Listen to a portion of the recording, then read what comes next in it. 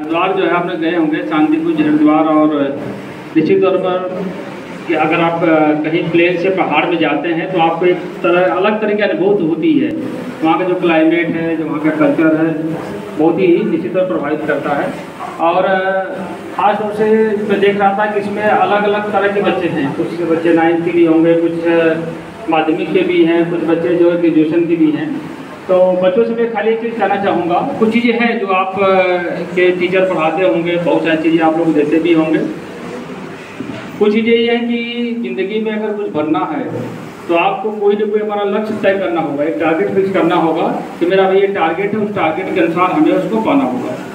जब आप target fix कर लेते हैं तो उसके लिए एक आपको साधन की भी ज़रूरत होती है। किसी भी कंपटीशन के लिए साधन की ज़रूरत होती है, और वो साधन कई तरह के हो सकते हैं।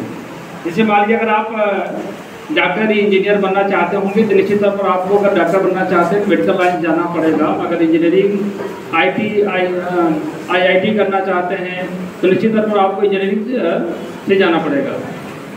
लेकिन अगर आप सिविल सर्विसेज कर देना चाहते हैं तो उसमें बहुत सारे साधन हैं।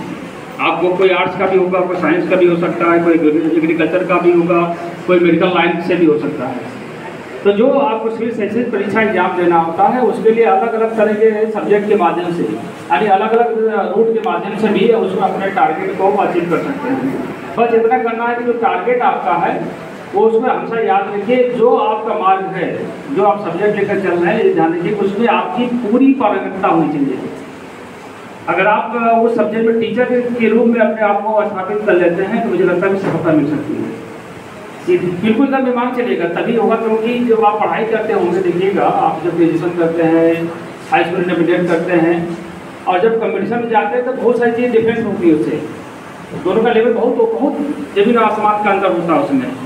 और जो कंपटीशन के ये जो होती है उसमें जो बच्चों की होती है पूरी संख्या बढ़ती है। पता चला कि आप अभी अपने जनपद में होंगे, जनपद में आप टॉप करते हैं, जनपद के बाद स्टेट में जाते हैं, फिर आपको नेशनल स्तर पर आना पड़ता है।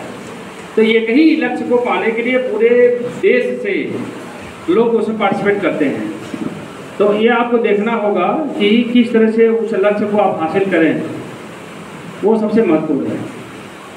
जितने बच्चे हैं निश्चित तौर पर मुझे लगता है बहुत अच्छे इसमें बच्चे टॉपर भी होंगे, उनके मन में बहुत सारा उत्साह भी होगा और हर बच्चे का कुछ न कुछ उद्देश्य होगा।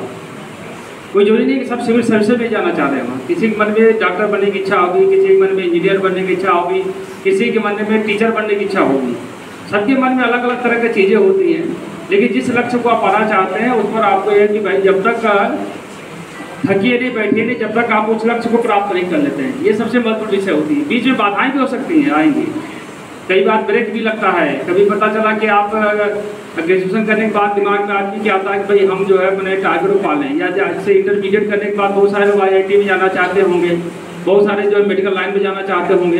तो हो सकता है कि आपको एक बार में सफलता न मिले, आप फिर कोचिंग का साधन लेते हैं, पढ़ते हैं 1 साल 2 साल 3 साल भी लग सकता है। लेकिन अगर आपका लक्ष्य तय है और उस पर चलने की निरंतरता कंटिन्यूटी आपके अंदर है तो निश्चित तौर पर आप सफल होंगे। ये मन विश्वास होना चाहिए। कोई भी लड़ाई जीतने की ये सबसे बड़ी चीज़ होती है आत्मविश्वास। जब आपके अंदर आत्मविश्वास हो जाएगा तो फिर आपके पास न नींद आएगी और न करने के सुख चैन आदमी छिल जाता है। फिर वो सोचता है कि इस तरह से हम अपने लक्ष्य को प्राप्त कर लें, तब उसको शांति मिलती है। जब ये भाव आदमी के अंदर पैदा हो जाता है तो वो निश्चित तौर पर सफलता को पाता है। आप जैसे मान लीजिए, मैं देख रहा था अभी रिजल्ट आया था, ईबी बोर्ड का आया था, उसमें बहुत बच्चे, कुछ ऐसे बच्चे भी थे जो अपने प्रदेश में भी इनकी रैंकिंग थी, टॉप 10 में भी उनकी रैंकिंग थी। कुछ बच्चे थे जो अपने जनपद में भी उनकी रैंकिंग थी। तो निश्चित तौर पर बच्चों ने अच्छा प्रयास किया होगा। आप ही की में इसमें से बच्चे जाते हैं, लेकिन कोई ज़रूरी नहीं है कि जो बच्चा हाई स्कूल इंटरमीडिएट टॉप करता हो वो कमीशन में भी पास हो जाए। ये भी एक बड़ी बड़ी विडम्बना है। अब कोई इस बात की जरूरी नहीं है कि जो बच्चा हाई स्कूल इंटरमीडिएट केवल पास हुआ हो, अच्छे रिजल्ट नंबरों से पास हुआ हो, वो कमीशन बीट न कर सके, क्योंकि परिवर्तन घोष कभी भी हो सकता है। लेकिन प्रोबेबिलिटी जो है उस बच्चे की ज़्यादा रहती है जो टॉप करता है। प्रोबेबिलिटी तब उसको अपने लक्ष्य में कन्वर्ट होती है जब अपनी वो कंटिन्यूटी बनाए रखता है। अगर कहीं मान लीजिए कंटिन्यूटी को ब्रेक करता है तो कोई ज़रूरी नहीं है कि परीक्षा को बीट कर सके। इसी तरह से जो बच्चा मान लीजिए हाई स्कूल इंटर पे बहुत ये उदाहरण है कि औसत रहे हैं, लेकिन उन्होंने कभी अपने लक्ष्य को छोड़ा नहीं, वो लगे रहे उस अपने लक्ष्य पर, तो सफल भी हुए। तो मैं सभी बच्चों से चाहूँगा कि अभी जो बच्चे माध्यमिक में होंगे, हाई स्कूल के एग्जाम दे रहे होंगे, कुछ इंटरमीडिएट के होंगे, कुछ ग्रेजुएशन के हुए होंगे, तो अभी से अगर आपने अपना गोल तय कर लिया है भाई मुझे ज़िंदगी में ये बनना है, ठीक है, और उससे कभी भी विचलित मत होइए। बहुत सारी बाधाएँ आए, कुछ भी आए, ठीक है, बहुत झंझावत भी आ सकते हैं, कई तरह की समस्याएं भी हो सकती हैं, लेकिन आप उसमें चलते रहेंगे, सफलता आपको जरूर मिलेगी, मेरा विश्वास है। हम लोग भी जिस क्षेत्र से आए हैं तो कोई जरूर थोड़ी सी एक बार सफलता मिलती है। आप कभी किसी टॉपर के बारे में पढ़िए, अपवाद छोड़ दीजिए, अपवाद में किसी के भाग्य के तकदीर साथ, क्योंकि कई चीज़ें काम कर सकती हैं, कर्मवाद के साथ साथ भाग्यवाद का भी काम सहयोग होता है। अगर आपकी किस्मत अच्छी है, कहते हैं ना अच्छी होगी, तो आप अच्छा कर्म करते हैं तो सफलता आसानी से मिल जाती है। कुछ लोग बहुत ज़्यादा अच्छा मेहनत कर्म करते हैं, कभी कहते हैं उनको भागने के साथ नहीं है तो काम नहीं होता। ये कोई ज़रूरी नहीं है कि अगर आपने अच्छा कर्म किया, अगर आप मान लीजिए सिविल सर्विसेज में नहीं कर पाते हैं कोई किसी वजह से, तो निश्चित तौर पर आप कहीं ना कहीं आपको और जगह जॉब मिल सकती है। ये इंपॉर्टेंट चीज़ है, इस पर ध्यान देने की जरूरत है। और मैं देख रहा था जैसे आप लोग का था कि मिशन सिविल सर्विसेज अकेडमी, अब यहाँ के जो टीचर होंगे निश्चित तौर पर टीचर के जो कोचिंग संस्थान का जो मैंने कभी कोचिंग नहीं कर रही थी, कारण था मुझे लगा कि इतना टाइम मैं कोचिंग में लगा दूंगा तो उतना अच्छा तो पढ़ने में टाइम लगाऊंगा, आने जाने का समय लगेगा, कोचिंग में टीचर बता क्या बताएंगे, लोग 10 तरह की चीज़ें देती हैं, तो इसकी आलोचना नहीं कर रहा हूँ। लेकिन मुझे लगता था कि अगर खुद मैं वही चीज़ पढ़ूँ तो मुझे लगता है कि वो ज़्यादा पहले आसान होगा, ठीक है नहीं। कोचिंग में जाने से तो एक ही फायदा होता है आपको कि टीचर कुछ अगर ट्रिक बता देते हैं आपको अच्छी चीज़ें, भाई आपको ये चीज़ मान लीजिए जो क्वेश्चन 10 लाइन में आ रहा हो उसको हो सकता है 3 लाइन में आपको बताने का तरीका बता दें, जैसे जस्ट लाइन फार्मूला, या बहुत टेक्निक्स बताते रहते हैं कि भाई आपको दिमाग में कैलकुलेशन करके उसको हल कर सकते हैं। लेकिन वो टीचर पर करता है, वो टीचर कितना जानकार है, कितना लेबोरियस है, कितना इंटेलिजेंट है, उस पर भी निर्भर करता है। तो ये भी चीज़ें होती हैं कि अगर टीचर अच्छा आपको मिल जाता है, पढ़ाने में फैकल्टी अच्छी मिलती है आपको, तो सफलता भी होता है कि आपको थोड़ा आसान हो जाता है कि आप कब मेहनत भी करते हैं तो वो चीज़ें आपको आसानी समझ में आ जाती है। लेकिन एक ध्यान रखिएगा हमेशा कि टीचर एक आपको बेसिक चीज़ दे सकता है, परीक्षा पास करने के लिए आपका खुद का टैलेंट और मेहनत बहुत जरूरी होती है। ये बहुत इंपॉर्टेंट, ऐसा नहीं कि आपका टीचर आपको बहुत अच्छा टीचर है, पढ़ाता सभी 100 बच्चे बैठे होंगे, आज कोई जरूरी थोड़ा कि इसको टीचर पढ़ा रहा हो वो सभी बच्चे पास कर जाते हैं। अगर टीचर की ही देर होती, बात बता रहा हूँ, तो सभी बच्चे पास हो जाते हैं, अच्छा हो जाता है। लेकिन ये सही है कि टीचर के प्रयास से 10-20% का इम्प्रूवमेंट जरूर होता है, ये मैं मानता हूँ। लेकिन अगर सेल्फ स्टडी आप करते हैं, सेल्फ मेहनत करते हैं, आपका अपना पढ़ने का एक टाइम फ्रेम है, तो मान चलिएगा कि वो आपका सबसे ज़्यादा अच्छा है। क्योंकि मुझे ऐसा लगता था कि जब मैं बीचू से पहली चूँकि मैं शुरू से टॉपर रहा हूँ, मुझे पता कैसे काम किया जाता है, कैसे पढ़ाई की जाती है।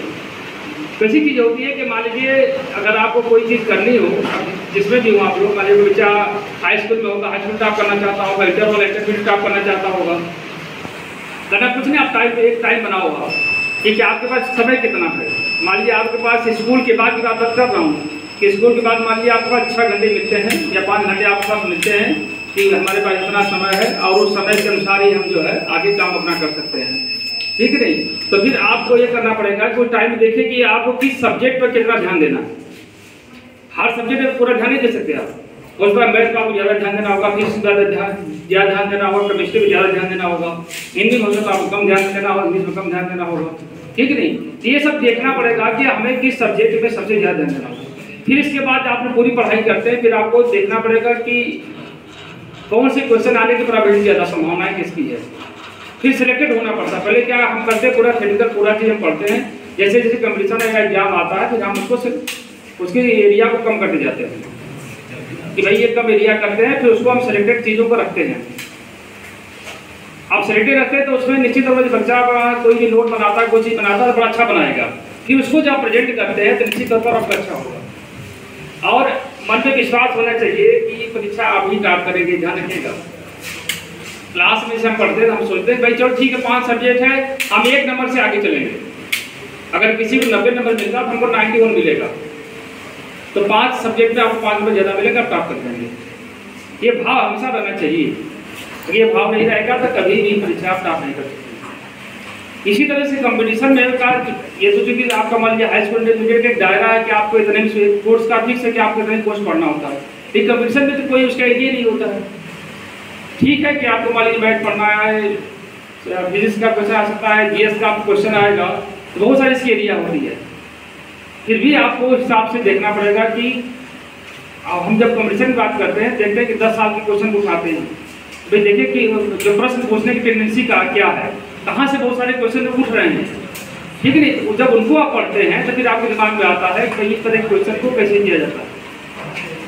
जब कंपटीशन में देते हैं तो आप देखते होंगे एक चीज़ और कि वहाँ पर टाइम फ्रेम भी होता है कि आप किसी चीज़ को 150 शब्दों में लिखिए, 200 शब्दों में लिखिए, 300 शब्दों में लिखिए। आप कम शब्दों में आपको लिखना, सभी बच्चे लिख रहे हैं, पता चला कि हजारों बच्चे एक ही पेपर को हल कर रहे होंगे,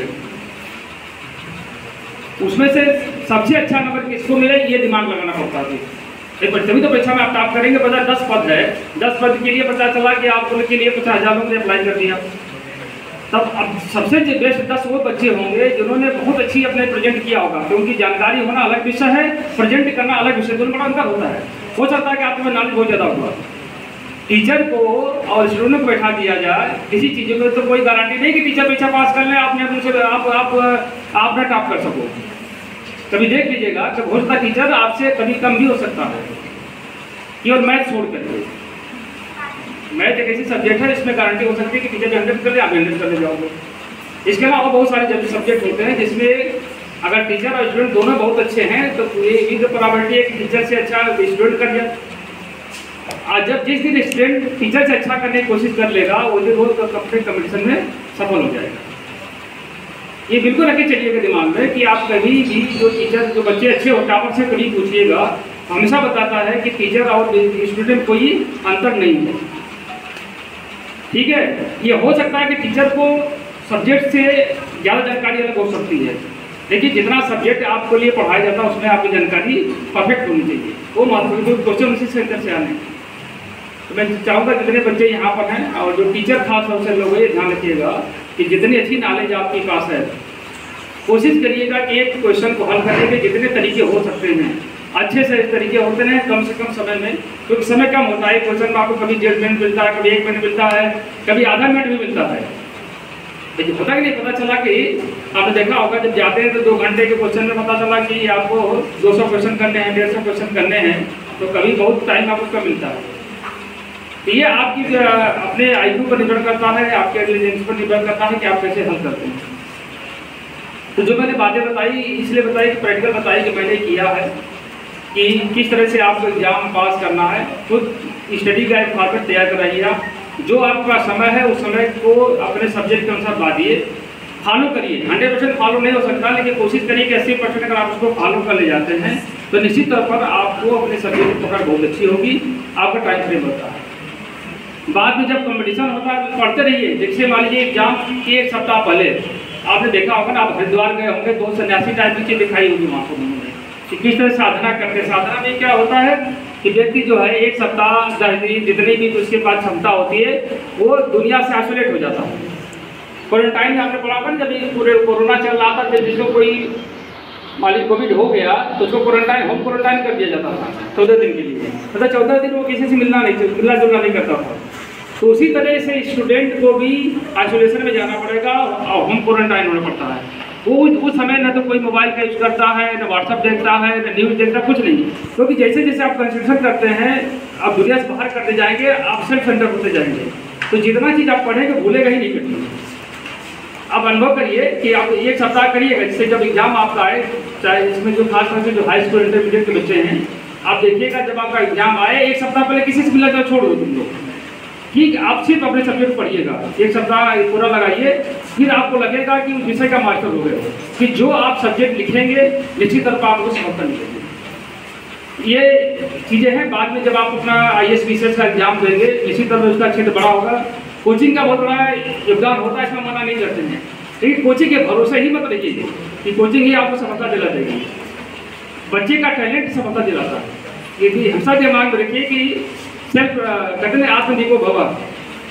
आप अगर आप खुद अपना प्रकाश बनने का प्रयास करेंगे तभी आपको दुनिया पहचानेंगे और तभी आप सफलता होंगे।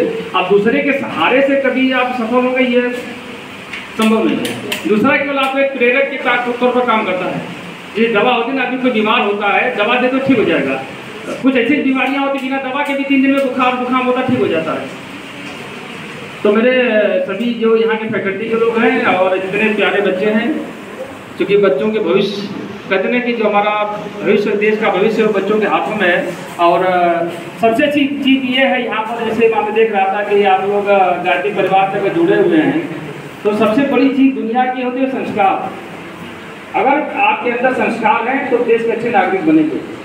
नहीं तो आपने देखा होगा टैलेंट जो सबके अंदर होता है, जो आतंकवादी होता है या खुराफाती व्यक्ति होता है, उसके अंदर टैलेंट बहुत ज़्यादा होता है, तभी तो कितना ज़्यादा खुराफात कर लेता है। उसके कभी पढ़िएगा वो कितना वो चोरी करने के लिए, लूट करने के लिए या बहुत सारे गलत करने के लिए कितने तरीके ईजाद करता है, वो ईजाद करता है और जिसका आज तेज होगा। तो चूँकि उसकी जो सोच थी वो निगेटिव चीज़ों में गई है और आपको उसको पॉजिटिव में लाना है। हर व्यक्ति के अंदर दोनों चीज़ रहती है, पॉजिटिव सोच भी, निगेटिव सोच भी है, क्षमता है, लेकिन वो किधर लगाता है ये उसके विवेक के ऊपर निर्भर करता है। इसलिए कहा गया है कि विवेकी होना बहुत ज़रूरी है। तो सभी बच्चों से मेरा यही रहेगा कि आज मैं यहाँ पर आया, मेरे मन में ज़्यादा आइडिया नहीं थी आप लोगों से बात करने का। पता चला कि देख रहा था मिशन सिविल सर्विसेज एकेडमी है, फिर आप लोग हरिद्वार भी हो आए, सब कुछ कर लिए हैं आप लोग। मेरा उद्देश्य यही है कि जिस उद्देश्य के लिए माँ बाप ने आप लोग को यहाँ भेजा है, ये भी सोचिएगा कभी कि माँ बाप, हो सकता है कुछ बच्चों के माँ बाप मेहनत मजदूरी करके आपको पढ़ाते होंगे, क्योंकि निश्चित तौर पर वो अपना सुख शांति छोड़ करके, माता पिताजी भाई बहन भी बहुत होंगे जो आपके सहयोगी होंगे, वो आपको चाहते हैं कि मेरा भाई मेरा बेटा जो है अच्छा बने, क्योंकि आपके नाम होने से उनका भी नाम होगा स्वतः। एकेडमी के लोग भी टीचर भी चाहता है ना, टीचर का नाम टीचर थोड़ा होता है, टीचर का नाम स्टूडेंट की सफलता से होता है। किसी विद्यालय का बच्चा एक टॉप कर जाता है तो सबका नाम हो जाता है, होता कि नहीं होता है? वहाँ बहुत ज़्यादा टीचर बहुत अच्छे हो, ना भी अच्छे हो सकते हैं, लेकिन अगर बच्चा एक टॉप कर जाता है तो ये माना जाता है कि भाई कि यहाँ की पूरी फैकल्टी बहुत अच्छी है। तो इसका श्रेय केवल मैं चाहूँगा कि बच्चों के ऊपर ही जाए, बच्चे ही देश के भविष्य में कोशिश करें आप लोग। तो मैं पुनः बहुत सारी शुभकामनाएं बधाई देना चाहता हूँ और प्रयास करिए कि पढ़ाई के साथ साथ आप संस्कार भी बनिए, क्योंकि मानव मूल्य है व्यक्ति को महान बनाता है। तो मेरी जितने भी टीचर हैं जो आज मैं आया हूँ, मैं बहुत सारी शुभकामनाएं बधाई देता हूँ। जय हिंद, जय भारत।